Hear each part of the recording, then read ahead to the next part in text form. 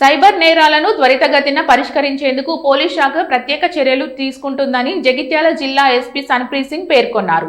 జిల్లా పోలీస్ ప్రధాన కార్యాలయంలో సైబర్ వారియర్స్ కు ఫోన్లు, సిమ్ కార్డులను ఎస్పీ అందజేశారు. ఈ సందర్భంగా ఎస్పీ మాట్లాడుతూ ప్రతి పోలీస్ స్టేషన్లో సైబర్ నేరాలపై ప్రత్యక్ష శిక్షణ పొందిన సైబర్ వారియర్లను నియమించడం ద్వారా సైబర్ నేరాలు కట్టడికి ప్రత్యేక దృష్టి సారిస్తామన్నారు.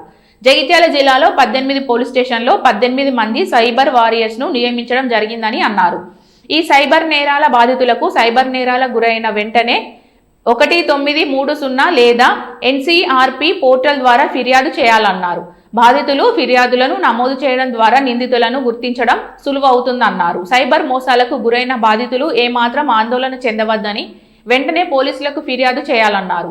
వారికి తగిన సేవలు అందించేందుకు ఇప్పుడు ప్రతి పోలీస్ స్టేషన్లో సైబర్ వారియర్స్ సిబ్బంది ప్రత్యేక ఫోన్ నెంబర్తో అందుబాటులో ఉంటారని తెలిపారు.